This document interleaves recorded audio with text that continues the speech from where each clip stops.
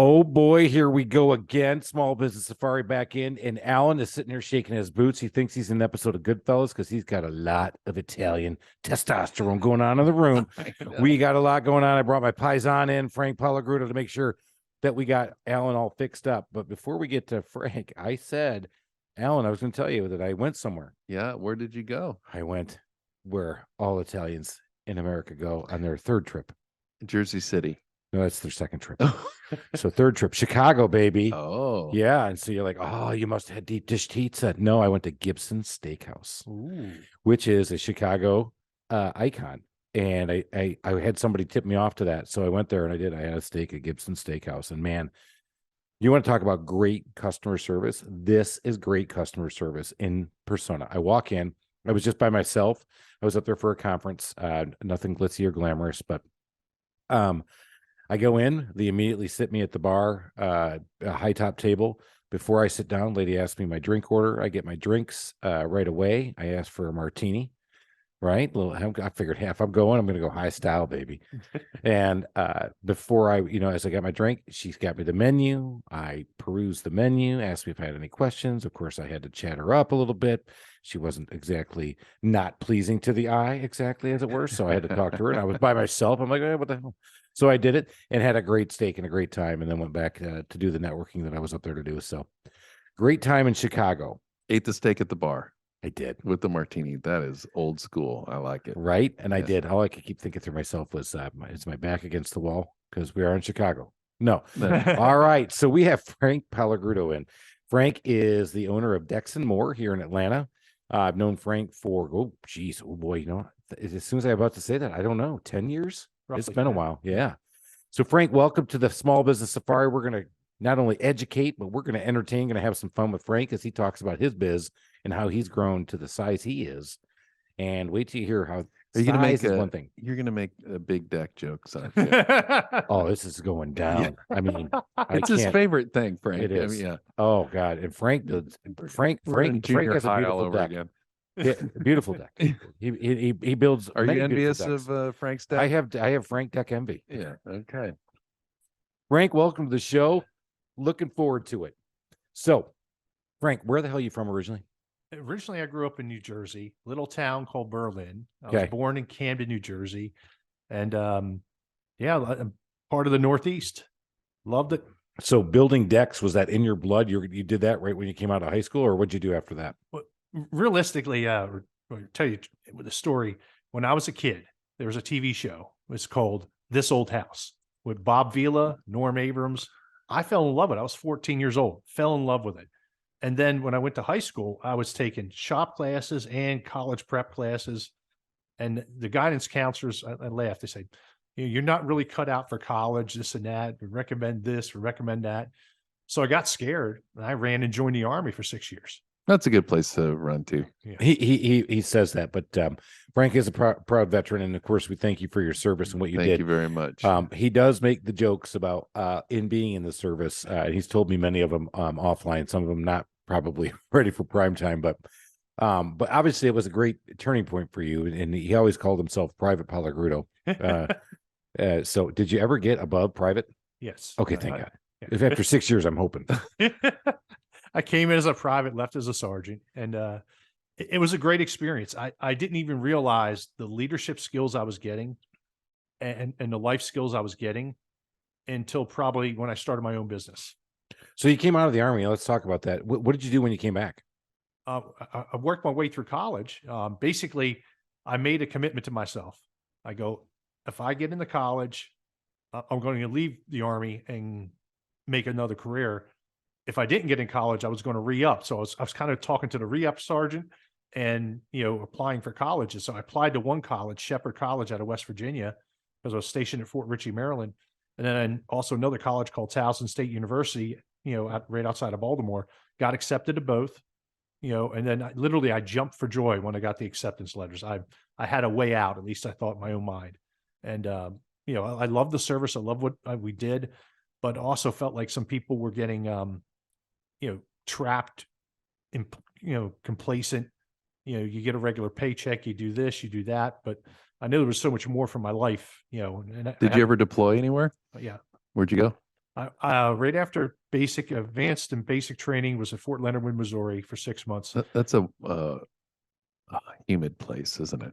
Yes. Hot and sticky, baby. Yeah. Hot and sticky. We called it Fort Lost in the Woods.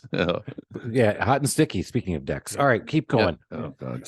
So then I got shipped over to Panama, and they were ousting this guy called Noriega, who was he was supposed to be our friend, but he was more friends with the drug lords and got him in a whole bunch of hot water. And here it is. We got an invasion. Our unit was called the 536 Engineer Battalion. It was so brand new, we didn't even have rifles. So they laughed at me. We're going to give you a rubber rifle. You're guarding the bridges of America on the Pacific coast, and you got to let our vehicles go by. Don't let any other vehicles go by. And I go, Sarge, what are we going to do if we get shot at? Just duck. Just duck. They literally handed you a rubber rifle. Our unit was brand new. We were just forming up. And then he goes, the general came by. General Kinzer loved this. He goes, don't worry, soldiers. We're going to get you the rifles. Just let you know, we got infantry over here. We got the 82nd over here. We got special. I can't tell you what the special forces are, but you're covered in a blanket. I can't tell you where the special forces are. I'm like flabbergasted. So does our military have like a warehouse of rubber rifles somewhere just in case I know Frank he's joins and they need to give him a... He's told me this story so many times. That's why I'm glad he brought this one up, because it's funny, but they were the engineer battalion, not supposed to be shooting people, but also if being shot at, you have no opportunity to shoot back. Yes. Pew, pew, pew, pew, pew. But there was always there was always a little pot shot going out, but it was just a single shot. But most of it was all the stuff was really a 5-day war. I mean, they had a plan. They executed it. The Rangers, the special forces. I mean, there was this thing where the special forces got hung up on a tarmac and took some hits. But I mean, it was a 5-day war. I haven't heard the name Noriega in a long time. It used to be a reference on the golf course. Did you ever hear that one? No, go ahead.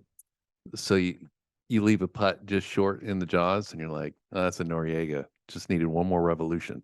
Oh, hey, I got another one for you. I just learned. What is that? You ever been in the bunker? You play golf, right, Frank? Not really, but I know what a bunker is. All right, go. Thank you. All right, so you try to hit out of the bunker and it stays in, and then you hit out, and the guy goes, the old Adolf Hitler. 2 shots in the bunker. I'm like, oh, there we go. Okay, so we digress. And now you've all picked up another line. And then there's the prom queen, but I won't do that one on. Whoa. Nope. Yeah. No. Go ahead. Anyway, so Frank. So back to Frank in Panama coming. So he does Noriega, but then he comes back stateside. So after Noriega, we didn't have a lot going on because there were no wars at that point. Well, there was Desert Storm, the first one. So were you in when Desert Storm? I was in, but I was over in Panama, and they go, no, we're going to give Private Pellegrino his rubber rifle. He's going to stay here. Okay. That would be the Peter principle, right? Is that? Yeah. Yeah. So you were in, what years were you in? From 1989 to 1995. Oh yeah. Well, there was a lot going on because I was in school. I was in college at the time, and one of the guys that was in the house I lived in was on the GI Bill. And up until the Noriega or the Desert Storm, we just didn't have a lot of conflicts going on. No. So the GI Bills looked really awesome to kids in the 80s, right? For a lot of us, because you're like, hey, you go in, you do your time, and you come out, you get this GI Bill. And again, back then, nobody was thanking you for your service. Everybody's still kind of smarting from the Vietnam thing, and it wasn't. It was just a way. It was a means to an end for many of us. And I didn't choose that route, but he did. When it went down, we had to put a note in our house that says, do not answer the phone like an asshole. It said right on it, do not answer the phone like an asshole. George may be called up. Answer the phone. And if it's for George, he had 24 hours to respond. Because this is, and he got the call. Who wrote that note? I don't remember who wrote it, but we put it right above the note. I was the house bitch. So okay, maybe I wrote it. I did too. So he got called up. And man, he was a driver. So he was a tank truck driver. And so he was like, if this goes, and that war was all about logistics. And so he was a fuel tanker driver. That was his specialty, was driving trucks.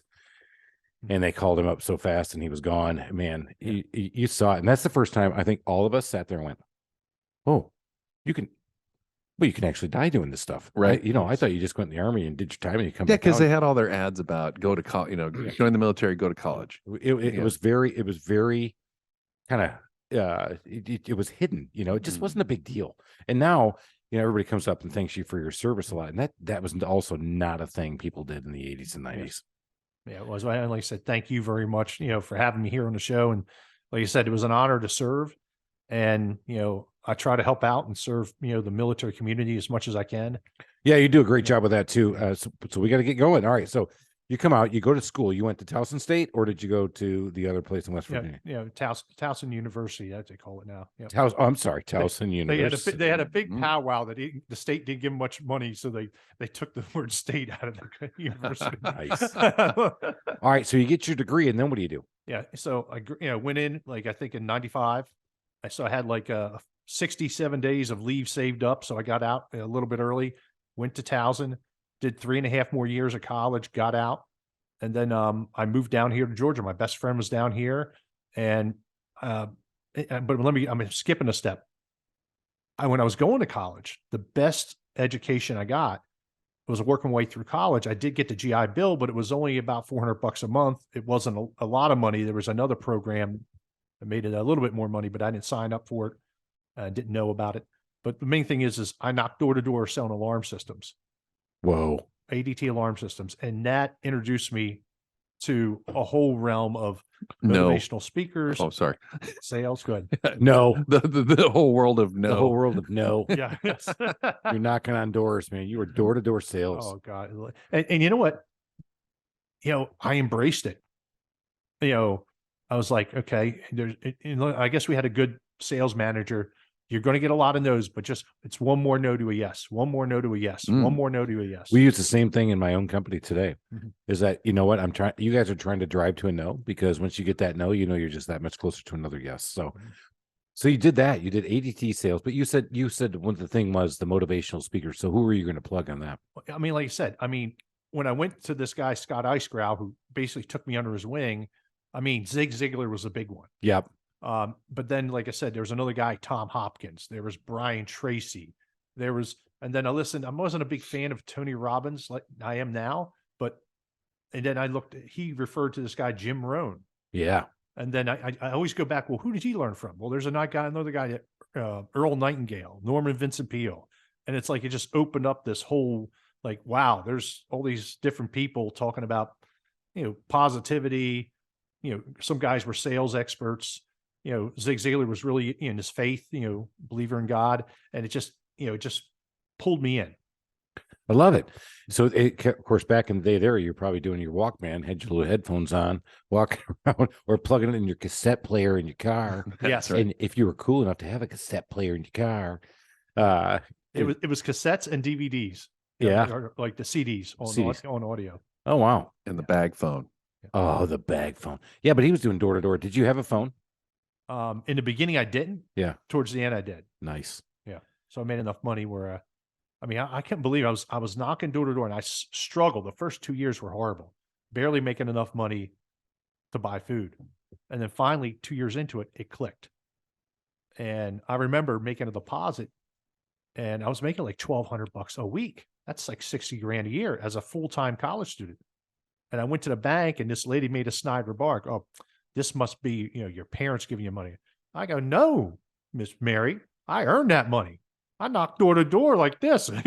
So what clicked? What could you have told you? What do you Right. wish you'd have told yourself? Oh, good question. Yeah. Thank you. Yeah. I guess it was, even back then I was more canned, salesy. I had a wealth of, I memorized like all the technical specs, and that was good to have in your back pocket, but ask questions, shut up and listen. How about that one? That's a gold nugget right out of the gate, baby. Mm-hmm. Yeah. Shut up and ask questions. Ask questions and then shut up and listen. So you used to knock on the door, they'd answer, and you would just vomit everything you knew on them at first. And then it took 2 years before you just figured out a couple of questions that got people talking. And What was your best question you thought, Well- this is the question I'm going to use all the time? Well, let me tell you a quick story. We have a telemarketing department with set appointments for us. So I remember the guy's name, I think it was Robert, and his wife set the appointment. Mr. Roberts answers the door. He goes, this is Frank with Dexamore. I'm here to talk to you about the ADT, alarm system you're talking about. And he goes, Frank, I don't know what the hell this is about. My wife set this appointment. I don't know what this, I'm not buying anything. And I go, sir, I totally understand. We're in a neighborhood. We're an educational company. We love to just educate you what's going on in the neighborhood. And then I got into the door. I was like, I can't talk about security. I can't talk. I got to talk about something else. So he had a picture. It's Baltimore. And he had a picture of Babe Ruth, a lot of Baltimore Orioles. I'm a baseball nut. I'm a connoisseur for baseball. Okay. So I just said, well, this is a great picture of Orioles Park. What day was this? And then he went on about him and his father, and they went to the Baltimore Orioles game, and they met Cal Ripken, and they did this and they did that. And then he had a picture of a sailboat. I don't know much about sailing, but I know port side's left, starboard's right. I know what the mast is. And I asked about that. So about 20, 30 minutes just talking about him. And then we broke, I guess we built the rapport. Yep. You built rapport. Yeah. Back to the sales process. We're doing it right now. Yeah. In my company, and kind of going back to basics and bringing somebody in, somebody you actually know, Frank, Jeff Hanlon from Against the Grain. He's been trained in the Sandler sales process, and it's been really good because somebody else saying the same thing I was saying is starting to resonate better with the guys and with me. I mean, it's been good. It's like with your kids. Yeah, right. The TV dad always wins. You're a complete stranger. Yeah. That guy. This guy just told me that if I save my money, I won't run out of money. Oh, really, Sydney? Oh, wow. I mean, if you don't spend it and you save it, you actually won't run out of money. Oh, that's a wild freaking concept. Oh, did I go too far? All right, back to that. So you built rapport, but you learned your sales process, and then you came to Atlanta because you had a buddy here. Yes. With no job. You just said, "Hey, I'm going to come crash on your couch, and I'm going to figure something out." Yeah, it was my best buddy, Frank Murphy, who I grew up with, in Jersey.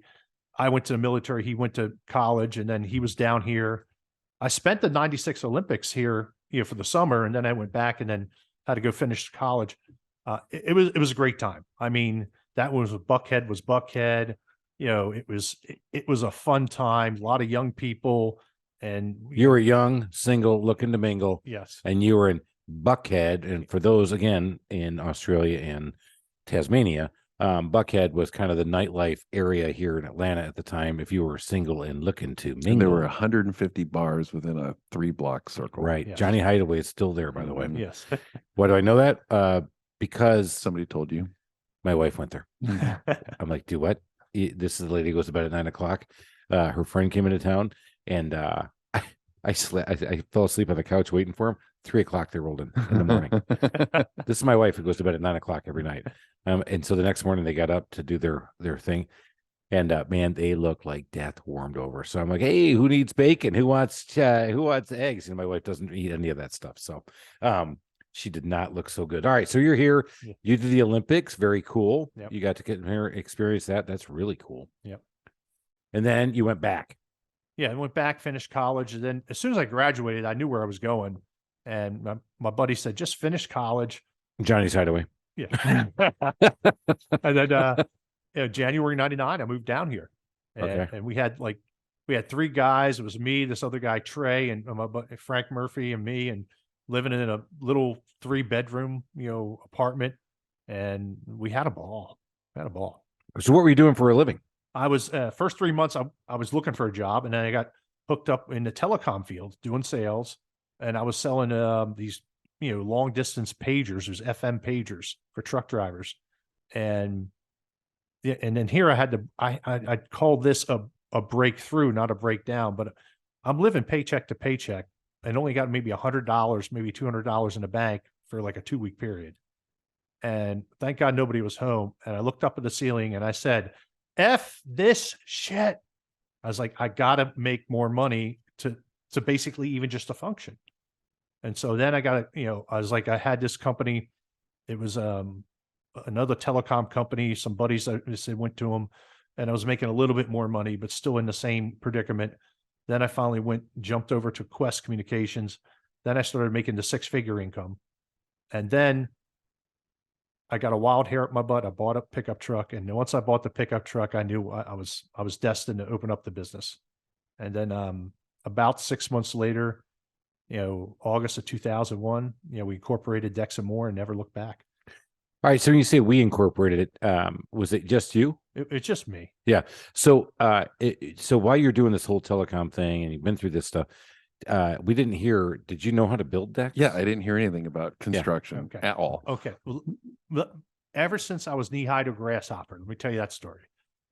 My dad was a union electrician, and I was always helping my dad do stuff around the house, and like I said, loved this old house. We'd take out the wood windows, we'd scrape them down, repaint them.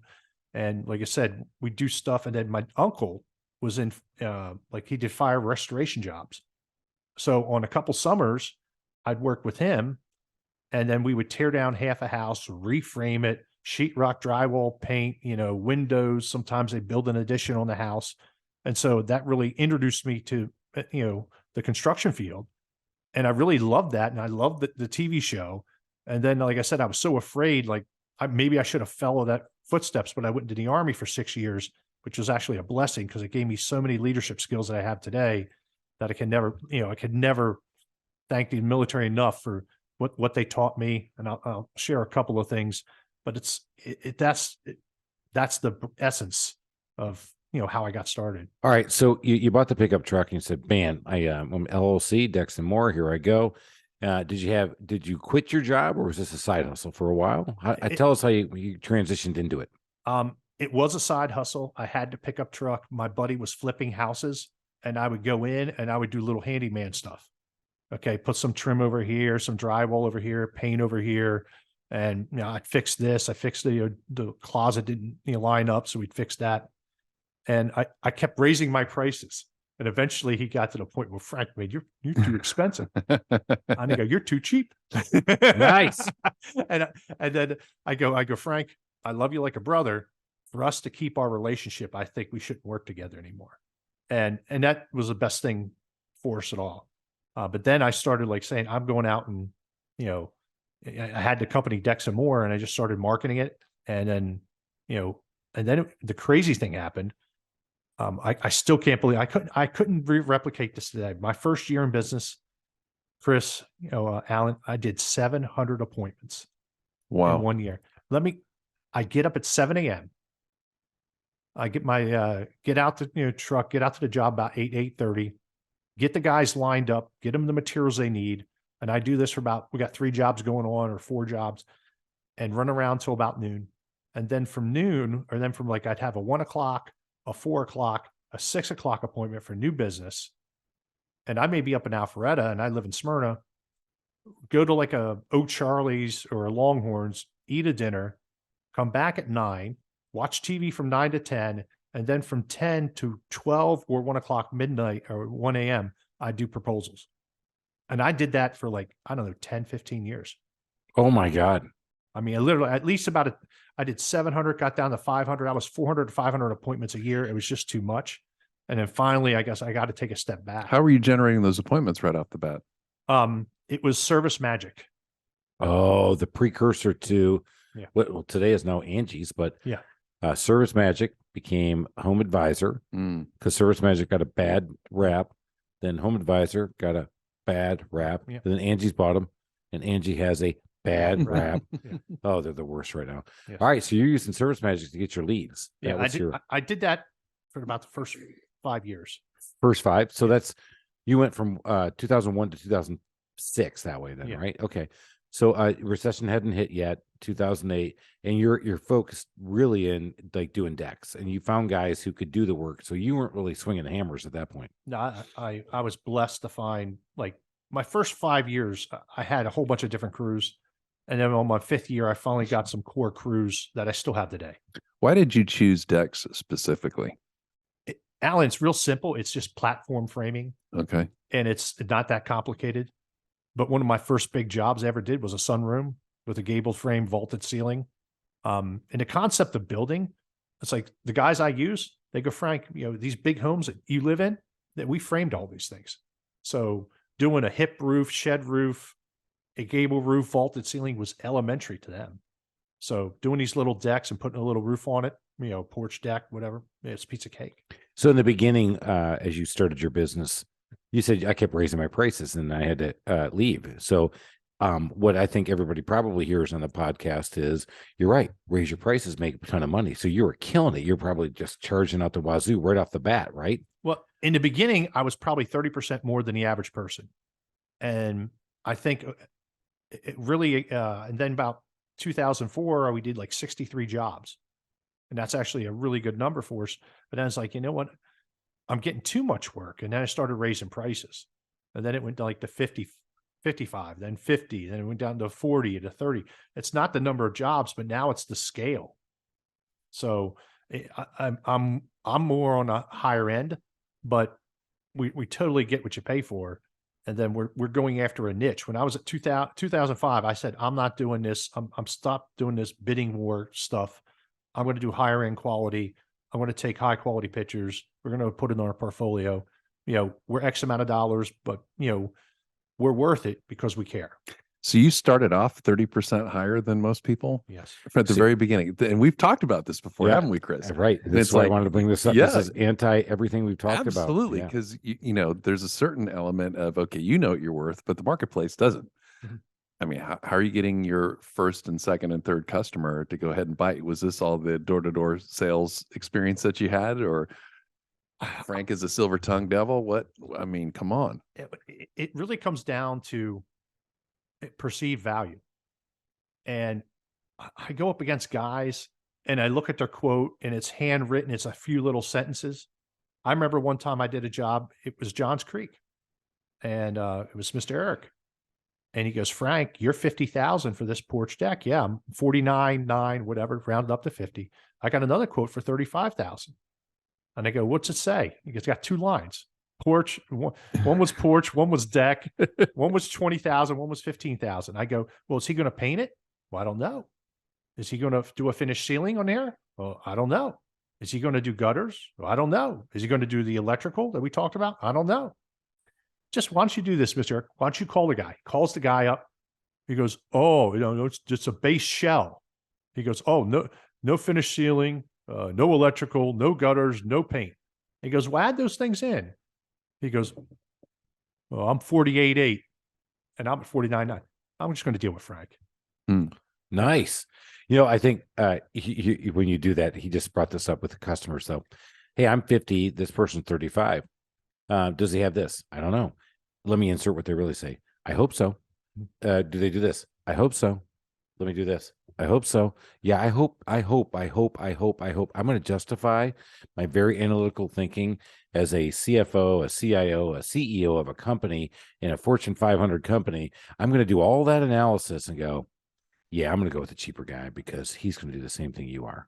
Yeah. And we know that that's just absolute BS, but it's the sales process where you got to get these guys to convince. So he came in, and let's go back to this again. And that's where Frank, we haven't gotten to his business model that he's in today. But as a deck builder, because you were primarily decks even when you started, you focused on decks, and you would do the 700 appointments, work your nuts off, get all the way around to the stuff, but you were still 30% higher than everybody else, where most of us come in, underbid ourselves, kick ourselves in the credit, just get killed. And he's always been able to do that and pull it off. How did you even know how to price things when you first started? I mean, the one thing is I ask. There's another book I read, They Ask You Answer by Marcus Sheridan. Love that one. Yep. But like I said, I talk to other guys. I may even talk to a builder, I may talk to this person. And like I said, I didn't know, but I knew I could figure out the materials. I could figure out what the labor was. And I had a certain percentage I need to make this viable. And if somebody couldn't, afford it, even in the early years, so that's too much or whatever, that's okay. Or maybe I'd be the right contractor for you. And I learned that from my good friend, Dan Weidman Remodeling. Who we've had on the podcast. Yes. Yeah. He was a couple episodes before you. Yeah. Yep. And so it's like I said, it's okay to say no. I mean, I learned that from him from the very beginning. And just like I had so many appointments, so many proposals out there, I was like, we're not going to get everyone.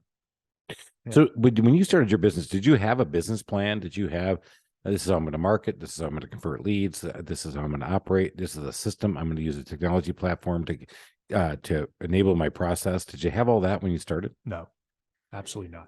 but I had the sales plan and I kept evolving it and I kept pivoting it. And even to this day, I'm surprised at the success I have, but I just don't quit. Yeah. Just like I said, if the biggest thing, even my friends, they told me, goes, failure's not failure. You got to classify it as a learning experience. Yep. My very first job, my very first real job was a sunroom for Mr. Thomas. I sold it for $21,500.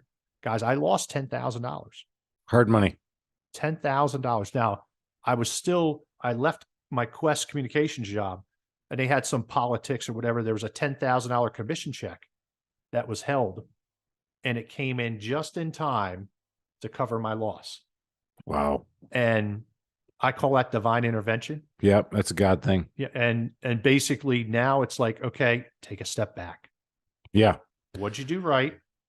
Not many things. What'd you do wrong? A whole bunch of things. Right. You can't do that again. If I do that again, I'm out of business. So Frank, you started in 2001. We're in 23 today. Yeah. And we like to talk a lot about scaling. Yes. And so how many employees do you have right now? I mean, I've got 3 crews. I've got basically 9. Are employees or 1099s? 1099s. Exactly. How many employees of Frank's Dex and More LLC are there right now? Just one. There you go. So wait a minute. Why are we talking to him about scaling? Well, let's talk about this for a minute. Frank, There's a twinkle in Frank's eye. Yes. So Frank, in 2000, let's fast forward. Let's get past the recession. 2010, 11. So let's call it 2012 or 13. 10 years ago. Yeah. What were you doing in revenue then? I was probably just maybe 900,000, just barely below $1 million. Okay. And today? 2.9 last year. There we go. So he just tripled business. Mm-hmm. He has the same one employee. He has 3 crews running. He's a 1099 model to develop what he does, but he doesn't have anybody else doing sales. Nobody else does design. It's just Frank. So Frank's Dex and More business tripled. So Frank, that's why I was excited to have you come on, because a lot of times we think, and I didn't say a lot of time, I have to think that way. For me to scale my business, I need more people. Sure. I mean, I got to get more efficient always, but I still need more people. Yeah. All right. Well, let me ask the elephant in the room questions. How do you take a vacation? What happens when you get sick? I mean, like I said, I need to take more vacations. You need absolutely to be right. Chris can teach you a few things about that. That's why I hire more people. Yeah. And like you said, Tahoe, here I come. Yeah. Like you said, I need to just pencil it in and just take it. And that's something I need to do. I line to go on like 3 or 4 vacations this year. But once again, my vacations are like, okay, I'm leaving Wednesday. I'll take it Thursday, Friday, Saturday, Sunday. I'll be back Monday. So I do these little 4-day vacation things. And like I said, I'm so blessed and so thankful that, I went from 700 appointments down to 100 appointments. And so that's one of the reasons he was able to scale. So you're right. In Frank's model, it definitely, the big risk is it all hinges on Frank. Frank, the proverbial hits by a bus tomorrow, the business ceases to exist. Yes. It probably won't work. That's the way it works. But one of the areas, so he knows that risk, and we all know that risk, and that's what happens. And the second thing is, if you just heard what Frank said, how was he able to scale and move, is that he stopped doing free estimates. He stopped doing 700 appointments with Service Magic, Home Advisor, Angie's List. He says, nope, no to that. Now 100 appointments a year. There's only 365 days in the year. So that's 100. So there's 12 months in a year. So that's less than 10 appointments a month he's going on. There's 30 days in a month. So now he's in less than, so that means only 10 days a month, potentially, if he doubles up, maybe there's only 10 days a month he has to sell. So how are you able to, Frank, to get to that model of, I don't do free estimates and I qualify it? So talk us through the qualification process and how you do things. Sure. I take a call and basically I try to build a rapport with the client, say, first I figure out where they are. If they're in Athens, Georgia, or if they're in Tennessee, it's not a good fit. We got to qualify them geographically. I qualify them on their time. If they're 6 months to a year out, I'll give you some basic information, but call me when you're ready. And then the third one is, tell me what you want. Okay. You don't need to tell me your budget. You tell me what you want. I'm going to tell you how much this thing's going to run in a wide range over the phone. If it's a good fit, let's meet. and let me, like I said, I'll ask you a few questions. You'll have some questions for me. And if we sit down, I want to design something that's going to best suit your needs. And the key thing is, it's totally different. And so many people, oh, they got a project, and I got a call today. And the guy's in Peachtree City. We don't like to service that area, but it's like, he had a big project, and he goes, Frank, I want to tear down the deck. Okay, great. He goes, I want to build a porch deck combination. I go, great. And he goes, you want an entertaining side, outside, and covered? Yeah. I want composite material. Great. And I want a staircase over here. And I want the fancy lighting. Not a problem. And then he goes, oh, I want an outdoor kitchen. I already bought the components for the outdoor kitchen. Great. We can work with that.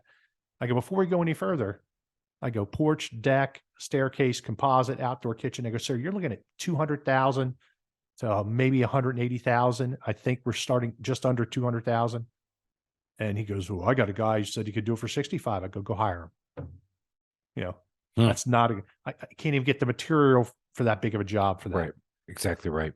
So you do that. And so that's the hard part. So he doesn't go out and take a swing, and he actually sits back and says, nope, I'm not coming out for a free estimate unless you pass my qualification criteria. What at this And point, still, by the way, has tripled his business, right? Yeah. Yep. What percentage of your business now comes from referral? it should be more, but it's probably close to about 25%. Okay. Yeah.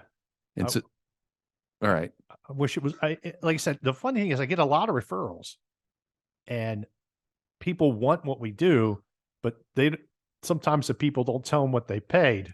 Well, I was going to say, because often when you get a referral, the person referred understands the deal. It's like, Yeah. okay, Frank may hit you with a number. Here's going to be the process. So they're not pre-qualifying them for you that much. Some are and some aren't.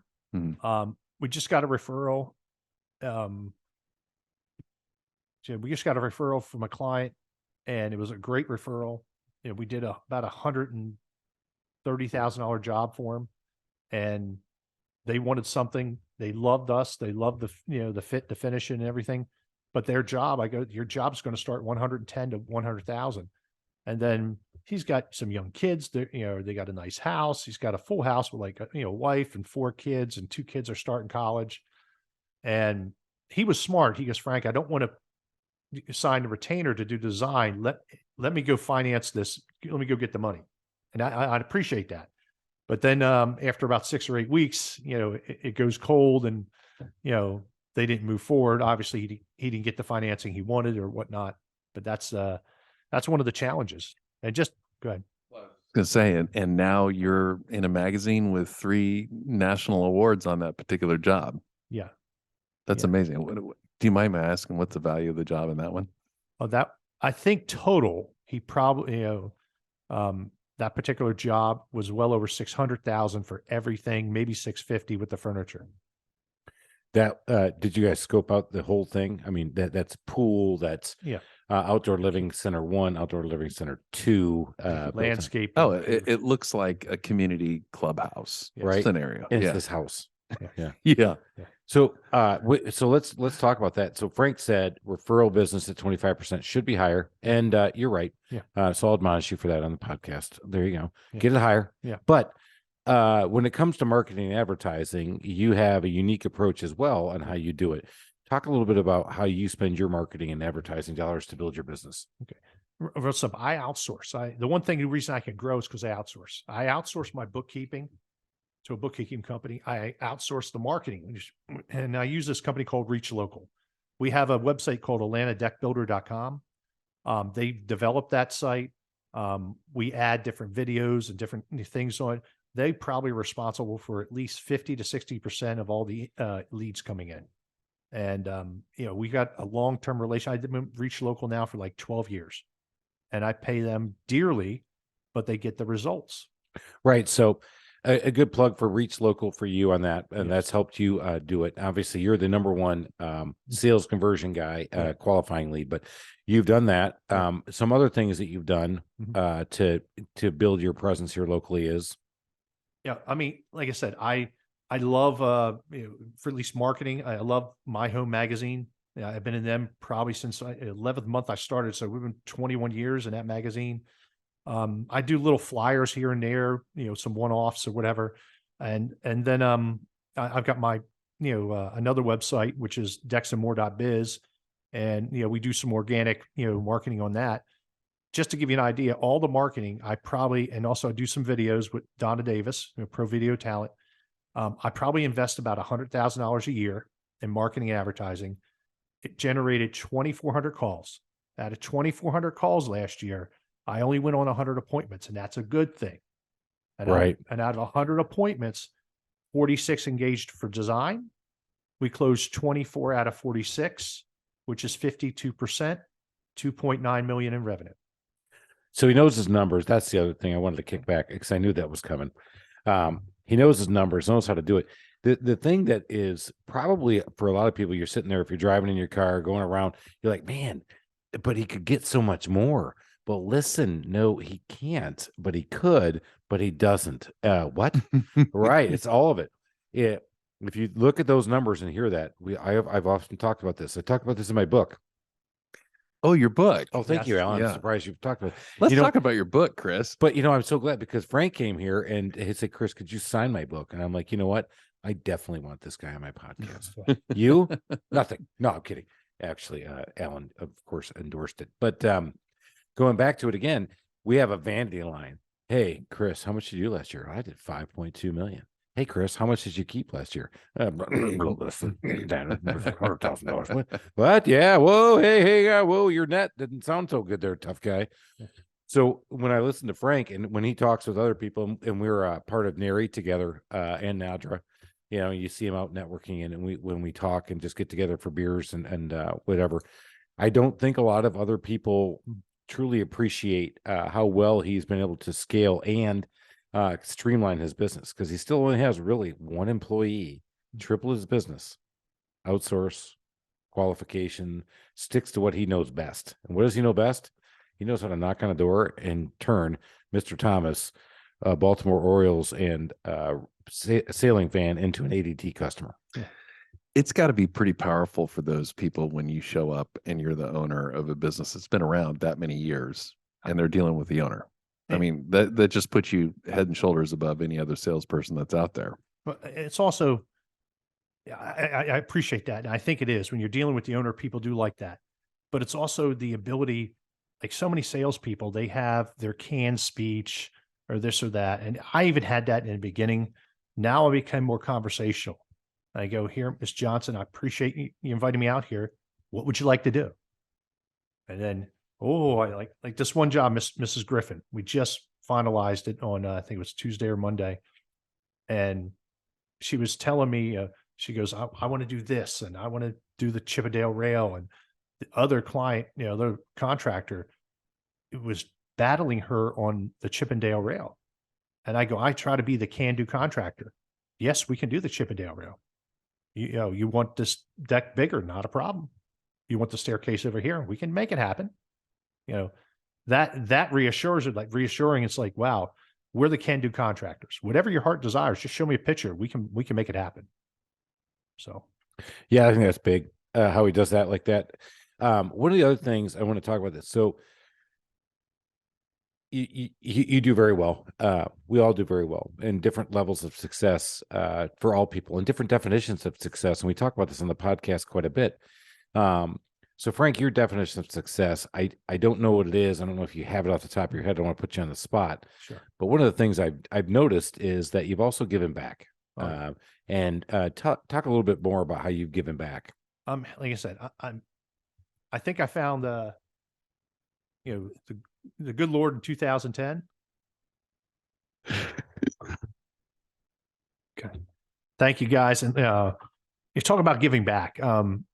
I always like to give back. And I think I started actually in 2005, and there's like different charities, there's about a dozen charities I like to give to, a lot of military charities like Toys for Tots. And I started that, and even I brought my daughter in, like every year we give them a little bit of money, but the main thing is buying a shopping cart. And I told my little Ava, okay, we're going to go help, bring gifts and joy to people on Christmas. You get to pick one gift, but you got to help Daddy fill the shopping cart full. And so that's something we do, like almost like a little tradition. But then it kind of spoiled her. It's like, well, isn't Santa Claus going to bring the gifts for the kids? So we had that dilemma we had to say. Yeah, a That's little funny. explaining to do. Yeah, but no, you've done a great job. Again, I didn't want to put you on the spot, but definition of success isn't always about how much you're bringing home, but as you brought it home, you were able to share it with people that mean a lot to you, and show yourself in a meaningful way to ministries that mean it. And so I think that's always been one thing I've been very impressed with Frank as we've talked, is that, at the Trusted Toolbox, we give to Children's Healthcare of America, Atlanta, because it's impacted 2 of my employees' lives significantly, and they're very personally attached to it, and I felt personally attached to it as well. Even though they've helped me, but not as significantly as these guys. I'm like, at least we're giving back to a organization that really does something. So that's felt good for our team, for our company. One of the comments and the thing I thought was really interesting that I learned at this conference that I went to in Chicago is that a guy in Wisconsin talks about his customers actually being co-producers of his charitable giving. And I was like, that's a really interesting concept, right? It is. And so here's the deal. When they go out there and they sell a set of windows or they sell a one-day bathroom, what they'll talk about is that the proceeds from this will go back to a veteran. Yeah. And it will be a one-day bath makeover for a veteran. We're going to pick one at the end of the year. And so our money goes to doing that. We would love for you to be part of that as we sell you your bathroom. That proceeds from that the money you've given us, you will be part of the group giving back. And so you make them co-producers. Yeah, that's a cool concept. I like that. Yep. And I'm trying to figure out how to do a better job of weaving that in, because especially right now with people that we're going to start marketing to that are coming online, and they're the millennials. They want to know that we're a conscious company. They want to know that we're environmentally conscious, socially conscious, whatever consciousness they want us to be. That's what they want to know, is that we're not just some AT&T behemoth, or we're not some Standard Oil. Let's pick a name that's never been around in their life, Standard Oil behemoth. Sure. They want to know that you're giving back. And I think while you don't promote that with your customers, I know you don't, but I thought about this and went, I'm going to use it for my own advantage. How can I use charity to make me more money? That's right. And so I'm not as altruistic as Frank, but that's why Frank's on the podcast, because you're getting wholesomeness from Frank. That's Dex and more, and you're getting the greedy SOB over here in the corner. So now you know why I have deck envy. Yeah. Well, I can see it. Yeah. I'm assuming, okay, you do your sales a little differently. Your giving back is different. Your scaling is different. Talk to me about your crews and your employees and how you're retaining them. And you mentioned earlier that you picked up a couple of leadership tips from the Army. I want to hear what those are. Let's go to leadership tips, from the Army. And there's so many of them, but the one thing that I really remember, and I screwed up, and I had this, I don't know if it was Scottish or, I think it was Scottish. Well, you got to do the British. accent. And he goes, it was Staff Sergeant Raymond Taylor. And he goes, Private Pellegruto, did you park the vehicle around the pool? And I go, yes, Sarge, I did. I'm from Jersey. That's the way we speak. He's drop by your tongue, drop it, give me 20. And I go, Vinny Sal, he asked me a question, give me an answer. What am I doing over here? But he loved me. He loved me so much. He was really hard on me. But when he asked me that question, it wasn't in front of everybody. He pulled me to the side. He knew I screwed up. And then he goes, listen, you're going to do the 20 push-ups. You're going to get that vehicle. You're going to get it washed. You're going to get it in the motor pool, and you report back to me. And he goes, no ifs, ands, or buts. And I did that, But, and he was smart. He didn't berate me in front of everybody. He pulled me to the side. Right. Nice. Praise in public, berate in private. Right. That's one of the leadership skills. And then also, like I said, I was in the beginning, Alan, I was probably a hard ass. A lot of older, Frank, I had a potty mouth. I got mad at vendors and was hot tempered. I had a little bit of that military drill sergeant type of thing. But then I realized I'm not getting through these people. And all of a sudden, I had to take a step back. He clearly is not doing it correctly. No. I'll give him tips on how to do that. Yeah, you got to have the potty mouth and the hot temper. Yeah, they love it. They They're absolutely. going to my- take your my Italian team- card away from you. Yeah, right. Exactly. Yeah. I know. He's becoming un-Italian. It's like ripping off the horn. Yeah. You know, you can't wear the horn to school. What the fuck is that? Yeah. Now you're bringing up deep-seated things because I went to Catholic school and Yeah. my dad said I don't think you can wear the horn anymore. No, but also, like I said, the teams, I mean, our guys are so talented and so skilled. And then I had to sit down with them and go, what do you guys want? And they go, they were looking for steady work. They want to be respected and they want to get well paid. So I got to figure out what type of pay are you looking for? And I'll be the first one to tell you, I probably overpay. I've got 3 head carpenters that are going to make over $100,000 a year. 2 guys made over $150,000 last year. But when you pay them this much money, they're like project managers. I'll tell you a quick story. Had a job. It was in Canton. It was really Waileska. And it's very far from us, further north, and like I think in the Cherokee. That's way up there. Yeah, I think it's Bartow County. But we're doing a composite. The lady begged me to come out. She saw my reviews, saw my videos, and I came out. We hit it off. And so we're doing this deck. It's composite. She wanted this rail. She wanted a French door and another door replaced. She wanted to save money. So I gave her all the technical specs for the French door. That went off with a hitch. There's one single door down below, and we measured it. It's 32 inches. I told her 32 inches, this jam set, this type of thing. And she went to Lowe's, and the guy said, you don't know what you're doing. I sold her a 36-inch door. It's the wrong size. The lady, Miss Betty, was all flustered. My guy goes, my guy Lupe goes, where'd you get it? He goes, Lowe's. Do you have the receipt? He goes, yeah. He goes, we'll take care of it. Gave him the receipt, changed the door, installed the door, got her a $20 store credit. She didn't have to do anything. I didn't even find out about the situation until the next day. And she called me to thank me. So there you go. You empowered people to be the face of your company. That's the phrase I use in my company. But that's the Ritz-Carlton model. You know, when the customer's in front of you, you take care of the customer. I don't care if you're the person opening the door. I don't care if you're the janitor. I don't care if you're the accountant for the entire organization.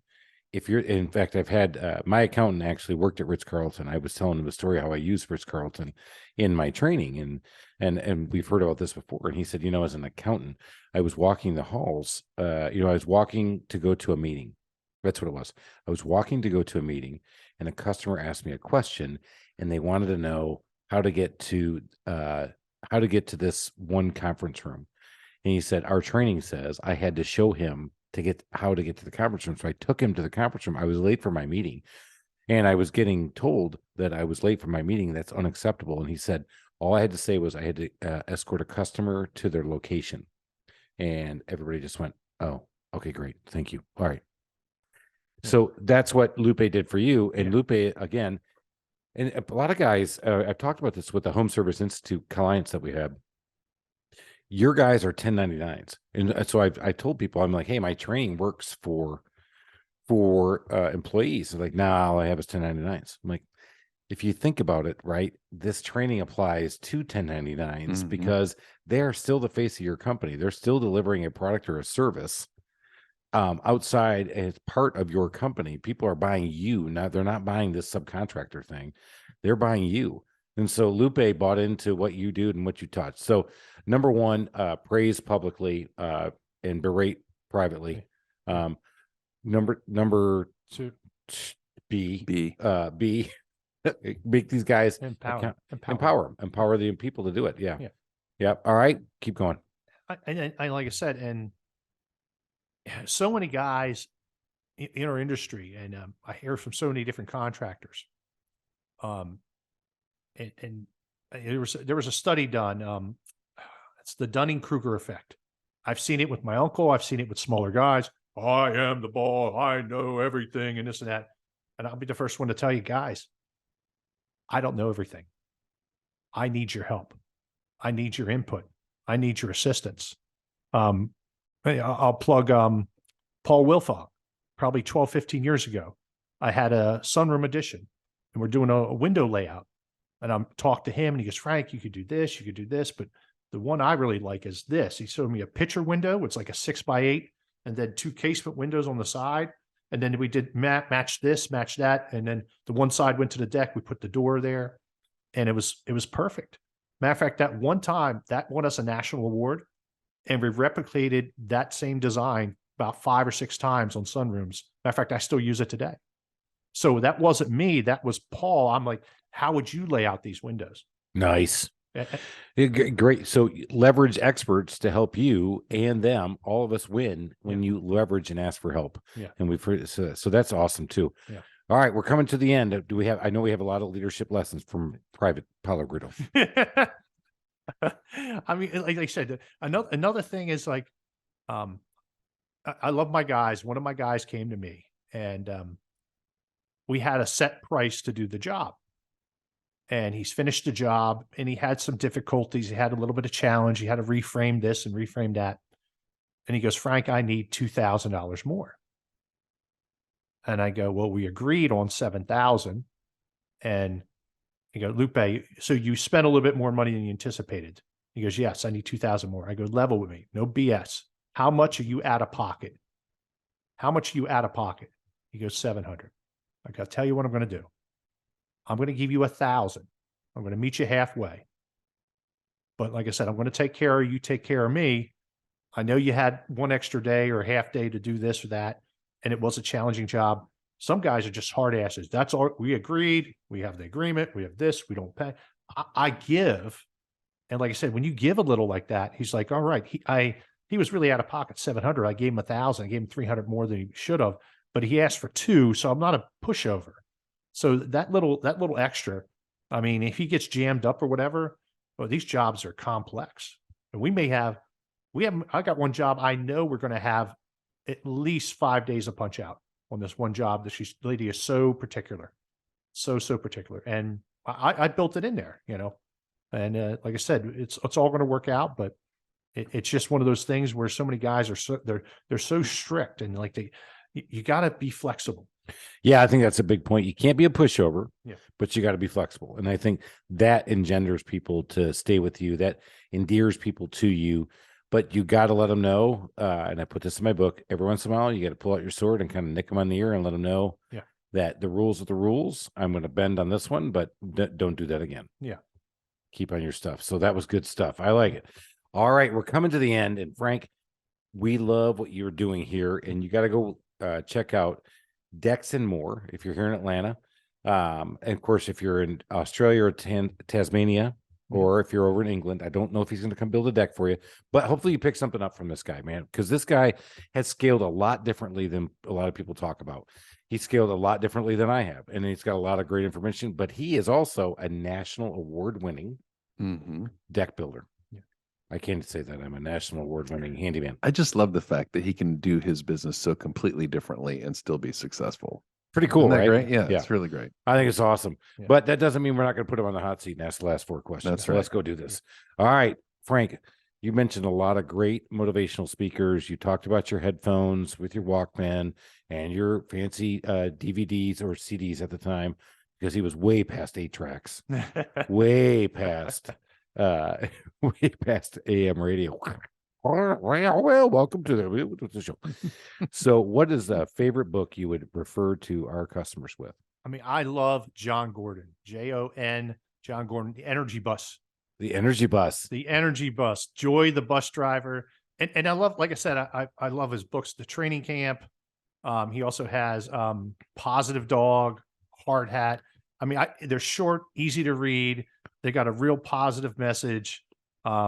You know, I think Relationship Grit's another book but I just love John Gordon. And he used one of my favorite coaches of all time, of now my new adopted team in the NFL, the Atlanta Falcons, Mike Smith. Yes.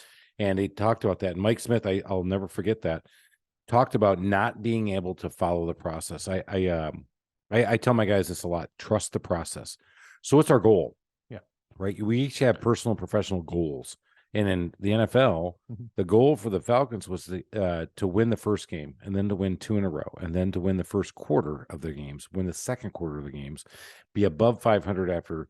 He had all these rules on their way to making it to the Super Bowl. When they were 1 game away, 1 catch away, 1 play away from the Super Bowl, they lost. Yeah. The next year, they got so caught up in this that he said the goal was to win the Super Bowl, and he lost sight of trust the process and stay in the process. And your goals are, on the in the training years. Right now, getting ready, it's the OTAs and doing this. And he said, and then he lost the culture and he lost the team. And a great example of that was, sources say that Mike is about to be fired. And he said, I used to meet with our owner and our general manager on a bi-weekly basis, twice a week. And towards the end, we started to meet every other week. And then it's just once a week to brief him on the game plan. And that was, but we never talked about the stuff we had talked about 2 years ago when we were only one play away, one catch away from the Super Bowl. And that was all the energy bus. Yeah. And that's a great testament to the energy bus. So John Gordon, energy bus, go check it out. Yes. Love it. Love it. All right. What is this is going to be I think this is kind of a slam dunk, right? I mean, this is going to be easy to ask the question. We can answer that one for him. All right. Your favorite future house is?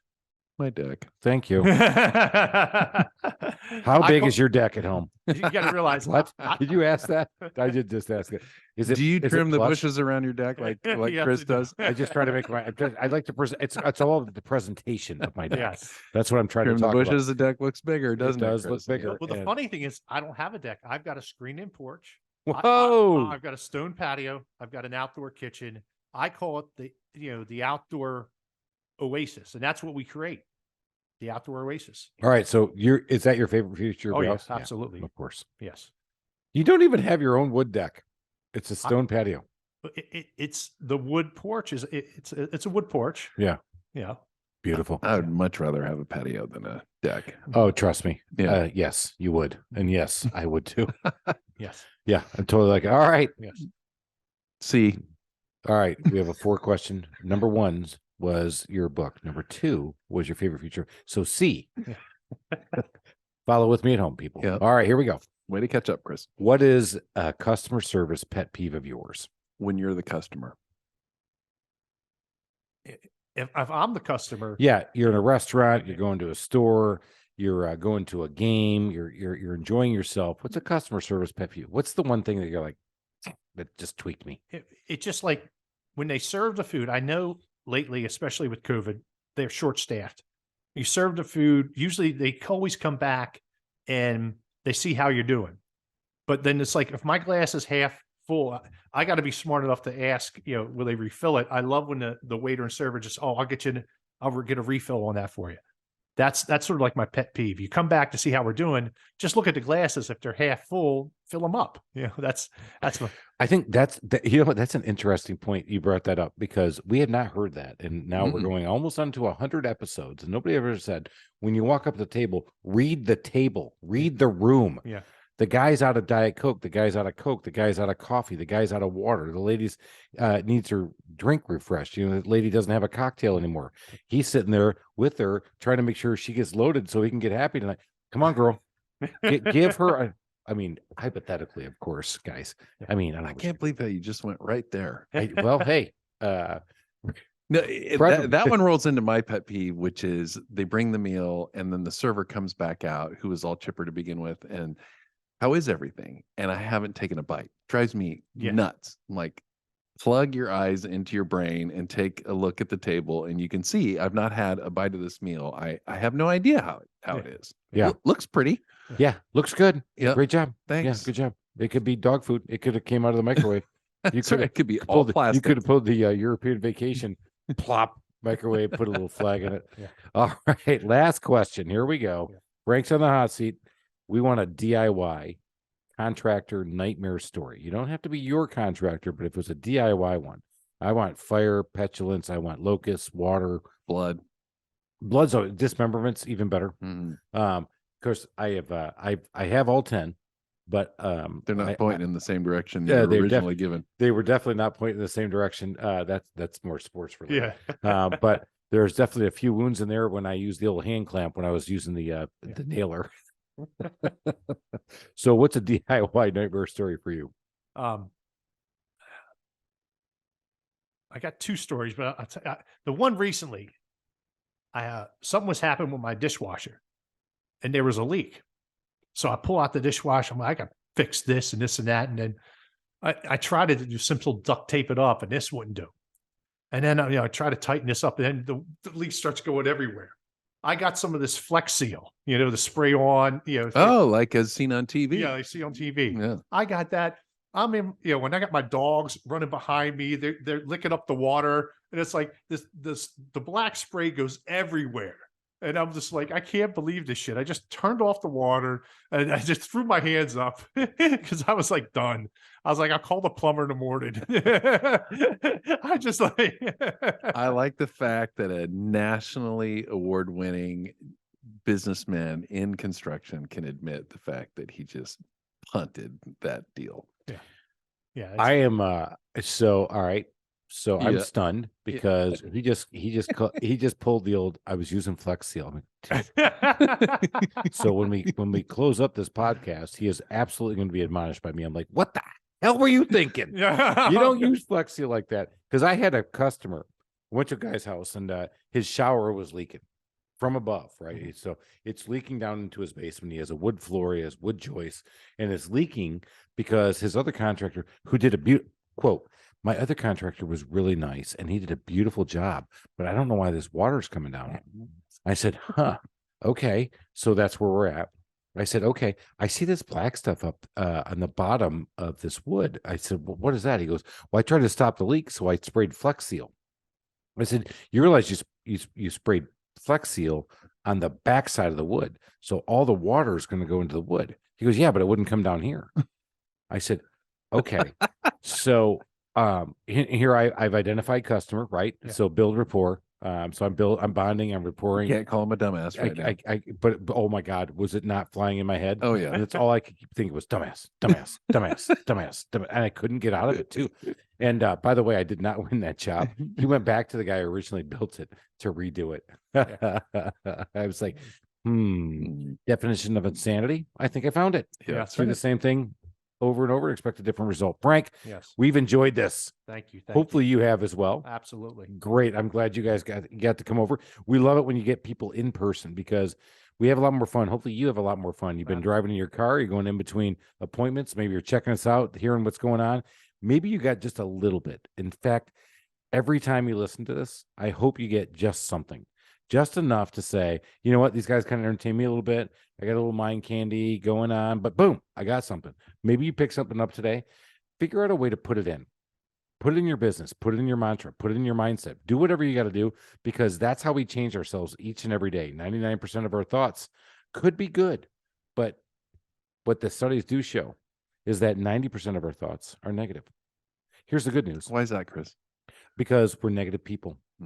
Yeah. You very bastard. Yeah. And there's only 10% that are positive. So hopefully you got some positive thoughts out of this. Take them, put them into action. And when you get into that negative mindset thoughts, stop yourself, get yourself out of it. Find a trigger. I've been doing it. I've been trying it. And you know what? You feel better? No, it doesn't work. All right. Get out of here. We got to keep going. Come on. Let's go. Small Business Safari. Let's do this again. We out of here. Cheers. Thank you.